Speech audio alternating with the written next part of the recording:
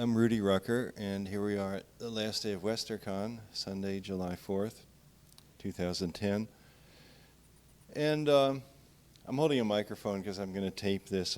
I often put my talks up as podcasts on my website, and then I can expand from a few dozen listeners to scores, or maybe even hundreds. The topic I'm going to talk about today is new futures in SF.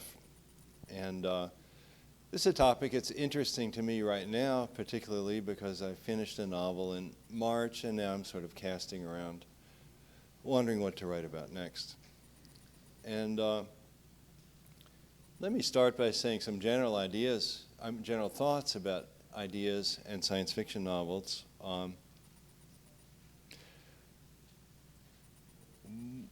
One thing to keep in mind, you don't just need an idea. You need, the idea has to have some kind of meaning for you, some emotional resonance or some relationship to society at large. Every now and then, actually just a few months ago, I had somebody email me, said, well, I'm not a writer, but I have a great idea for an SF novel. Let's get together and have coffee, and I'll tell you the idea, and you'll write the book, and you'll sell it, and we'll split the money. And I think most writers get things like that. And the thing is, it isn't just the idea. You can give the same idea to 10 different people, and you'll get 10 completely different novels or stories. Indeed, we often see that. There'll be anthologies on some theme like nanotechnology or something of that, like that, and the stories are all different. And again, it's because it's not just the idea, it's not just the gimmick, it's the sort of meaning that attaches to it. And then there's more than that, of course. There's building up a plot, building up a world, having characters, having a story. So it's all, there's a whole bunch of stuff that comes in. But with this said, there is still something that people will sometimes say, well, it's all about story. Well, sure, you're going to write a story, but even so, you want to have some sort of spot that you want to visit, some sort of interesting science fictional notion that you want to hit. And okay, now one thing that happens as time goes by, if you're a writer, after a while you've written about a lot of the things that you really wanted to write about. Like over the years, I made a list of some of the things ideas I've written about. I've written about an infinitely large world, a four-dimensional world, about flying jellyfish, about a giant ass from the fourth dimension. That was combining a couple of different interests. About robots who evolve, about robots made of soft plastic, about aliens who travel as cosmic ray particles, about UFOs that can travel into the future, about shrinking down to sizes below the tiniest elementary particles, about growing to sizes larger than the galaxy, about a biotech world with no machines at all, about going to meet the intelligent vortex beings who live inside the sun, about the afterworld, about parasitic mind-controlling slugs who ride on people's backs. I got that from the Puppet Masters, of course. About flying like Superman, about exploring the hollow earth, about a global swarm of virtual ants who destroy all TV, about a direct matter control device that turns air into whatever object you want, about parallel universes, and about a future in which every object in the world comes to life. So these are some of the ideas that have appealed to me over the years. Now, I don't absolutely need to come up with a brand new idea for my next novel. I mean, there's always ways to come back to the ideas that I like. One thing that I do keep in mind, I don't really feel that I necessarily have to go back to golden age ideas, the Generation Starship idea. And the thing is, sometimes when you're a beginning writer, you imagine there are rules to science fiction. You'll say, people wrote about these things. This is the way the future is. These are the rules of science fiction. But remember, these are writers just like you might be.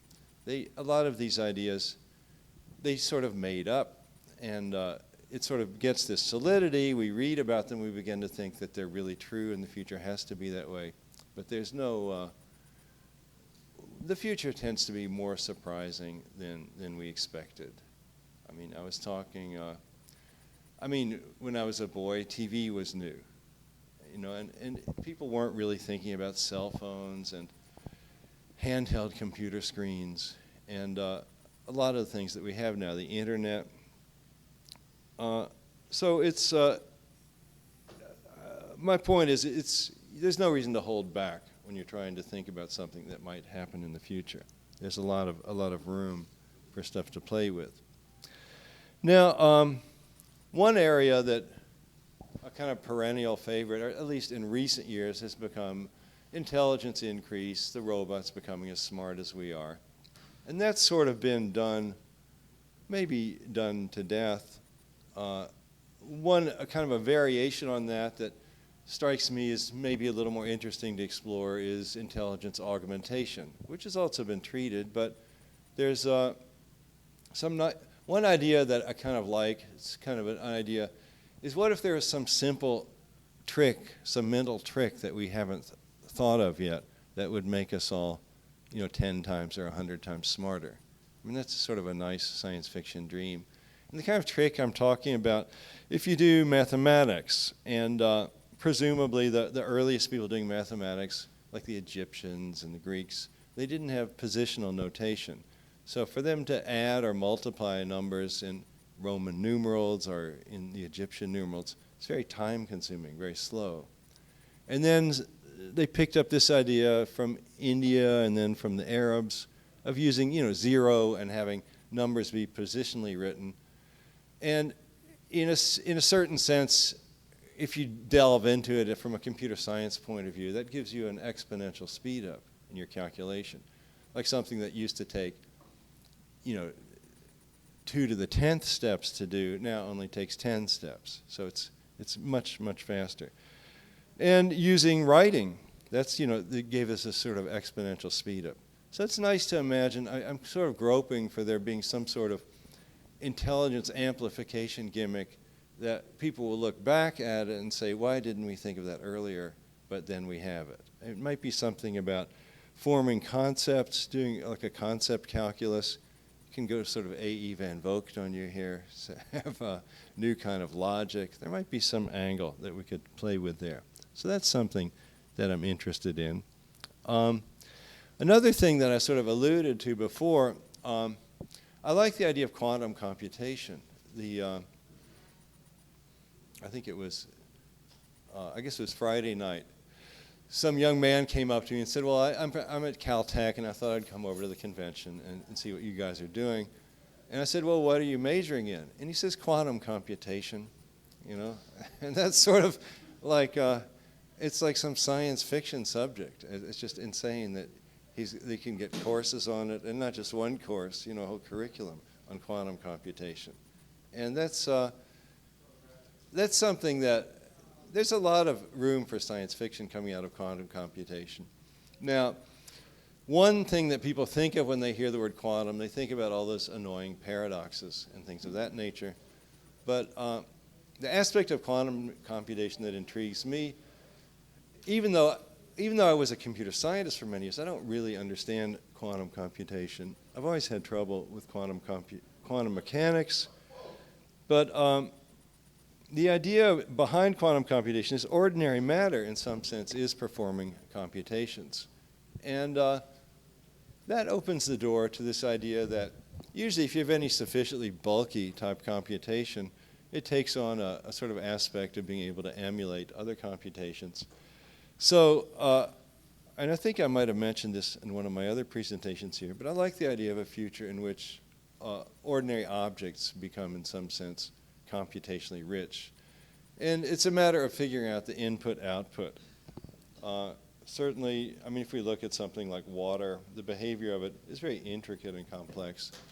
So I'm attracted to the idea of a world where it's sort of like a comic book world. R. Crumb once drew a comic about a guy about to eat a hamburger, and then the hamburger gets up and starts marching back and forth on the lunch counter and singing to him and say, you think you're going to eat me, that's going to be fine, but that's only half. Then later you're going to be eaten. And so this whole thing of objects talking to you is, and it's sometimes in fantasy novels you'll see that. And I like that idea. And one thing because I'm sort of pretty much generally a science fiction writer, though, I mean, I don't mind edging into fantasy territory, but it's always pretty easy to make up a science fiction explanation for whatever you're doing. So you can go ahead and still be a science fiction writer, even though you're playing with these things. So I like the idea of talking objects. That's something that I think we could get somewhere. Another thing that happens if you get the objects that are being computationally rich is that then they can get viruses. And so one of the things, I wrote 2 novels recently that were sort of on these themes, post-singular and Hylozoic. And one of the things that happens in Hylozoic, there's some aliens who want to invade Earth. And the way they invade Earth is, rather than getting here, is they manage to infect Earth's matter with a sort of computational virus. So the matter, instead of doing what it's supposed to do, like computing the laws of physics and keeping itself together, is creating these 3-dimensional matter wave holograms of the invaders who look like ostriches. They're called the Peng. And so it's almost like this virus infecting matter. So that's also a cool idea that I like to think about. And you can do a lot more with that. Another thing, talking in terms of futures of computer type things, this is where biotech, this is less far-fetched than the quantum computing matter. Biotech is, people sometimes say that's going to be the great technology of the 21st century. And, well, that's a rash prediction, okay? I mean, in 1910, what would have people said was going to be the great technology of the 20th century? Steel mills? But so even though it's a rash prediction, though, the whole thing of biotech, that's something I feel like in science fiction we really have only scratched the surface. There's so much we can do. One idea I liked, I don't know if it's been used in a story, maybe it has. Somebody turns himself into a virus and he becomes a disease that other people catch. So you catch this disease and your personality becomes that guy's. Or the idea of being able to split your body up into about 10 pieces and have them crawl around and do different things. That would be nice. Or the whole bio thing, getting into hive minds. I think the hive mind, there's something about the American society, we always like to praise individualism and run down the idea. We always depict like societies that we're opposed to, generally communist societies or whoever we're fighting at a given time. We say, oh, they're like a hive. Everybody thinks the same. There's no individual mind. But actually, hives can do interesting things. I mean, an ant by itself really can't do jack. But you get a hive of ants, and you've got quite an interesting intelligence going on there. And whether or not we like to admit it, we humans are a hive. I mean, we get together at a convention like this. We rub our feelers. We share pieces of food. We regurgitate nectar. And, we do these things. And anything, if you grew up in the woods and nobody had ever taught you anything, if you hadn't had any schooling, any books, I mean, your mental life would be, presumably at a lower level than it is now. So, in some way, there's something, I've never liked the news media. It always seems to me that they're pushing stories that I don't want to hear about, and relentlessly pushing them. Every single day you hear about the same 3 or 4 things at any given time, and I won't list them, but the types of things, the stories. Do I have to hear about this again? This just goes on and on. It's never solved. I mean, it really, in some way, has no direct impact on my life. I mean, these people are not in my backyard attacking me. So why do I have to think about them every day? And it's almost like, you begin to sense that the hive mind is mentally ill, or there's something psychotic about the hive mind. And should be some way to play with that. I'm thinking about a story where some one person becomes the hive mind, so it would be a hard person to live with. But there's also the good side of the hive mind. I mean, science, art, literature, these are all things that the hive mind does. So we tend to disparage it because of the things we don't like.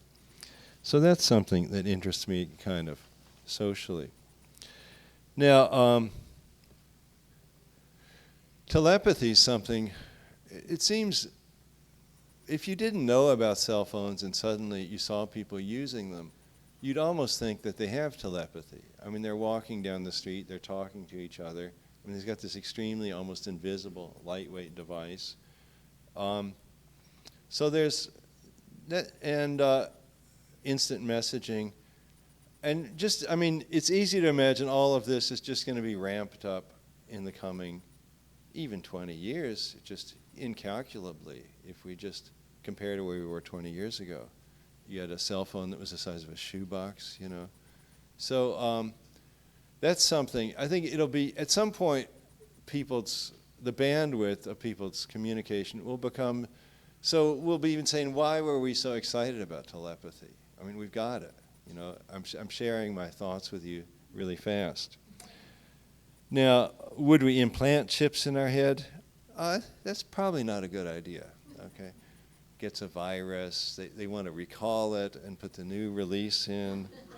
So I think generally you don't want to put stuff that's made by computer geeks inside your body. Though, I mean, sometimes you have to go the cyborg route, you know, the heart replacement, the hip thing, but probably not a good idea in the brain. But it's always, I've often in my science fiction, I always have this idea of a cell phone. I always like the idea of getting away from machines being stiff and hard. So I often write about computers that are, I mean, computers going into matter, computers going into living stuff, or some intermediate thing where we have this soft, intelligent plastic, like this plastic that's got extremely rich channels of wiring in it, a little bit like a cephalopod, but maybe it's made of plastic. And I could see people wearing these little things like slugs on the back of their necks. And that can pick up their electromagnetic vibrations from their skull, and they can communicate with that. So that would be a reasonable sort of thing to expect to see. What are some other topics? I made a big list of things I was going to say, but it's not a good idea to read your talk, I found. If you ever go to, when English professors have conferences, they all read their talks. It's terrible. And sometimes they'll have their talk up on the screen. You can follow along. It's sort of dull. But I was anxious about this talk for some reason, so I wrote down some of the things I wanted to say. Okay. Another topic I wanted to get into is the idea of magic doors. There's the whole thing of space travel. I think I was talking about this the other day. It's so kind of impractical, especially if you want to get out of the solar system. You know, there's these things that are taking so long, and there's the hard radiation that we tend to not like to think about it, but there's the radiation that does come through the spaceship and has a deleterious effect on you. And it's not clear that we ever will be getting spaceships as we currently think of them to do the things that we dream of in space opera. And it's just as, I mean, it's like we're not going to be able to sail to the stars in ships, you know, we're not going to be going there in carriages, we're probably not going to be going there in metal boxes. But even so, you know, you don't want to give up. You're a science fiction writer, why should you? So then we have the good old faster than light transportation. And there's different ways to do that. Heinlein had an interesting mixed approach. You'd fly your spaceship out to a certain node, and that way you still got to have a spaceport. The spaceports are always so great, you know. Back when we thought of airports as fun, you know. You'd have these bulbous, odd-shaped ships there, and you'd all fly out to this point, its node, and then do your jump, your hyper jump. I remember in Starman Jones when they've lost the book that lists the numbers that you need to know to do the jump. This is such a funny mixture of technology. It's like a table of logarithms. But young Jones has memorized the table. And I went on and majored in math in college, so I could identify with this. We have another math major here, Larry Niven. Happy to have you here. And so that's sort of an interesting mixture. But then the sort of other approach is just to go ahead and have the magic door right here on Earth. And again, an early example of that tunnel in the sky by Heinlein. But lots of people have, you know, that's almost kind of a very familiar convention. And I like that convention, the idea, because it lets us get off the earth without having the whole machinery and the whole support system and the problems with the years-long lags of getting from here to there. So I think I like the idea of the magic doors. I've thought about them a little bit over the years. I often like to think about things in terms of space curvature and so on. And there's this thing called an Einstein-Rosen bridge, where we have two parallel sheets of space, and you have a sort of wormhole connecting them. And if you analyze what one of those wormholes looks like if you're in one of the space, if you think of like a square being in a plane and looking towards a wormhole, what he's going to see is something that looks to him sort of like a circle that has another world inside it. And so raising things by a dimension, if I'm looking at a wormhole to another world, I'm going to see something that looks maybe a little bit like a Christmas tree ornament, like it's kind of a glistening glassy ball. And inside there, I'm going to see this entire other world. It's like a crystal ball, but I can actually push into it, and inside there, it's not this world, but another world. And when I go through it, I'll look back and I'll see this sort of crystal ball, and inside that will be the world I left. And that's an attractive thing. And I had a friend who's actually a painter. His name escapes me for the moment. I'll think of it in just a second. He lives in North Dakota, and he paints, Dick Termes is his name, Termes. And he paints exclusively on spheres. And he says, he was telling me, I've been to his house a couple of times, Spearfish, North Dakota. And he's a great artist. And he says, I'll go to Kmart after Christmas time, and they'll have people who like to get these oversized lawn ornaments, and he'll pick those up and use those to paint on. And his easel is this sort of ring, and it's padded with cloth. And so he has this whole system of perspective worked out. So he paints these things. Basically, he's painting Einstein-Rosen bridges, though he doesn't think of it that way.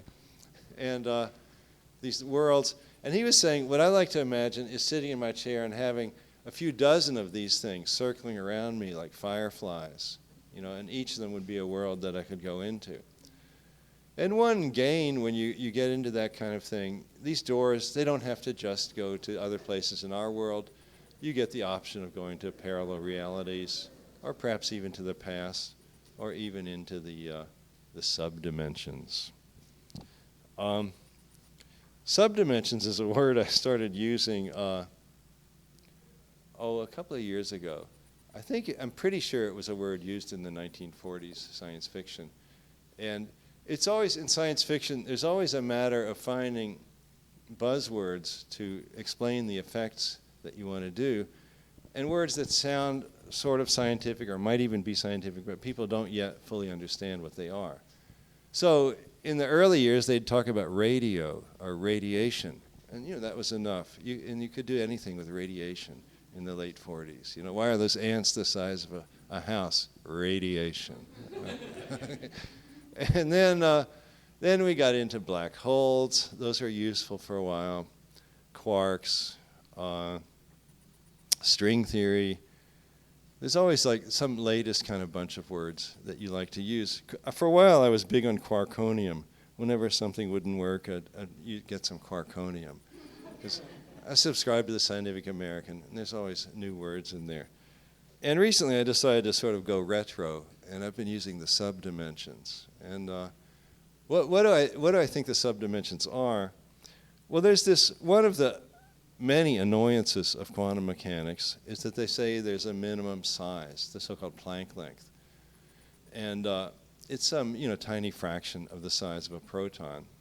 And they say, well, if you get down to that size, space, it's no longer a coherent notion to talk about space. There's just some sort of foam, and there's sort of nothing under that. And usually if you're a science fiction writer, you'd like the idea of something that can sort of shrink forever. Particularly, I did my PhD in set theory, and I studied on transfinite numbers. So I like the idea of matter being infinitely divisible, going all the way down, and then even more divisible than that. And I was heartened. I was reading a popular book on string theory by Brian Greene called The Elegant Universe, and he mentioned sort of in passing that some string theorists say, well, maybe the Planck length isn't so much a barrier as a sort of interface. And there's a sort of dual universe. There's sort of a mirror universe to ours under there. And so then it's sort of like reflected. So you go down there, and then you're among the smaller particles of that other universe, and you keep going, and then you're getting up to larger sizes in that universe. And so that's nice. So then the subdimensions become sort of a real place. Another thing that's happening in physics is they're beginning to more and more seriously say that at the smallest scale, our space really is four-dimensional. It's not like as four-dimensional as we would like, where you have like room for a nice hypercube the size of a house, and he built a crooked house. You can't kind of do that, but there's this idea that there could be this thickness, and so then there's some hope we could go down in there and get some interesting stuff happening for us. I wrote a story with Paul DeFilippo called The Elves of the Subdimensions, and that was a little bit fantasy because we had elves, but they came from the subdimensions, so it was rigorously explained in terms of scientific terms. We had trouble selling that story, and that actually led to my starting my webzine, Flurb, flurb.net. Some of you may be familiar with. We put out 2 issues a year, and we'll be doing issue number 10 in September. And the first story in there was Elves of the Subdimensions, because some of the blind fools out there didn't realize that the story should be published. Talking about alternate universes, and one thing that comes to mind is the old question is, are there many universes? How many are there? And one thing that I think I may have mentioned in an earlier talk here, I tend to like the idea of there being a limited number of parallel worlds. The idea of having every possible universe exist is in some respects paralyzing in terms of writing a novel, because whatever problem somebody's faced with, well, in one universe he solves it, in the other he doesn't. So you get this sense of futility. Now, and a sort of related notion of many universes is the sort of branching universe. There's this theory that a man called Hugh Everett worked out quite a while ago now, maybe I guess maybe it was back in the 70s, the many universes interpretation of quantum mechanics. And one of the ongoing problems with quantum mechanics, as it's currently formulated, is that there's no real explanation for why, at a given time, an atom of uranium might decay or it might not decay. And one way out of it is to say that it does both, and the universe branches. So then Everett worked out his many universes theory, and a lot of science fiction writers over the years have picked up on that, the idea that time is always branching. But again, the problem is that's not how life feels to us. We feel like we're tracing out one particular path. And that's sort of what it means, really, to be conscious and to be an interesting character in a novel and to be an agent, is you're looking ahead at the various possible futures that could come to you, and you're choosing the one that's going to have the best outcomes for you. That's really one of the main things that we use our minds for. That's sort of why I think we evolved having imagination. So you can imagine when I go out of the cave and turn right, is there going to be a saber-toothed tiger jumping on me?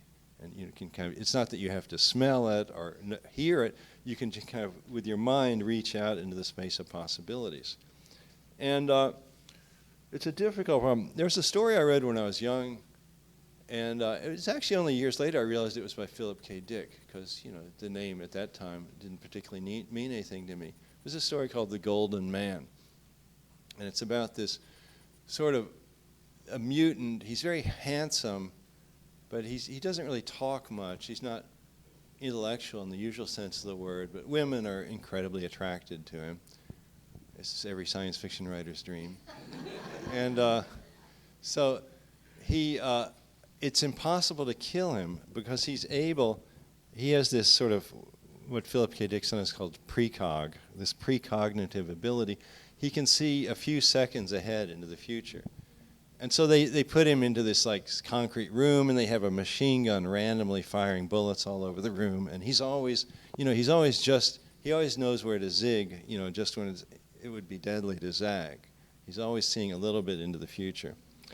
And so that's an interesting idea of somebody who's sort of seeing ahead and taking advantage of it. Now, did they make a film of the Golden Man? It's called The Golden, yeah. It's called Next, and it stars Nicolas Cage. Next, and stars Nicolas Cage. When did that come out? A while ago? 2 years ago. Yeah, I missed that one. Yeah, I'll have to check that out. Somebody recently, Neil Stephenson, kind of went back into old school science fiction with his novel Anathem, that maybe some of you read. And in the latter part of this book, he gets into the many universes thing and has branching time. And then he falls into the thing, though, that sort of kind of sucks the energy, sucks the air out of a many universes narrative.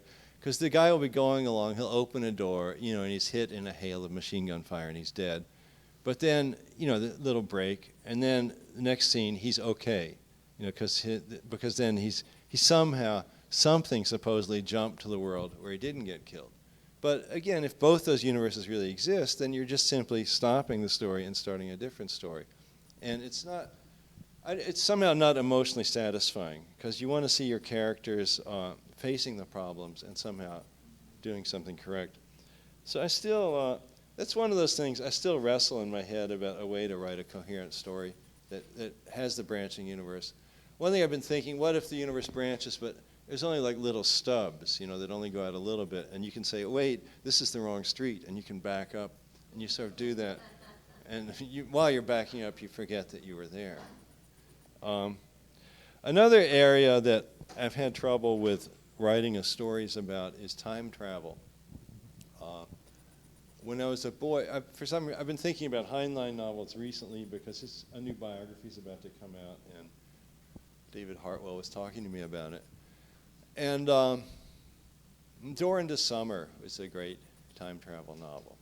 And that's, it seems, I like that one because it's sort of, well, it plays fair. He goes back to the past, and he sees his past self, and his past self sees him. So there's really only one thread of time. Now, the big issue with time travel novels is you go back, and you go sneak up on your past self, and you shoot him in the back of the head, just for a lark. But then, but then you get this paradox that, therefore, you didn't come into the future, you didn't come back to the past, you didn't shoot yourself. So it's what I call a yes and no situation. You kill your own grandfather. Were you born? Well, no. So then you didn't kill your grandfather. So then, were you born? Yes. And there's another type of paradox. I was talking with Tim Powers just the other day, well known, the closed causal loop, where you're working in your lab and you can't get it together to build a time machine. Then your future self shows up with a time machine, says, here it is, idiot, this is how it works. And you say, oh, okay. And then you've got the time machine. So nobody has to invent it. And in physics, things like that are actually okay. I mean, Feynman talks about like positron-electron pair kind of boiling up out of just a quantum fluctuation in the gravity. So you get these two particles emerge, and then they meet up again and they annihilate each other. And looked at in a certain way, that's a sort of little loop. You can think of an antiparticle as a particle that's going backwards in time. So it goes up as an electron, comes back as a positron. So there's nothing contradictory about the closed causal loop. But the yes and no situations, and the way, how do people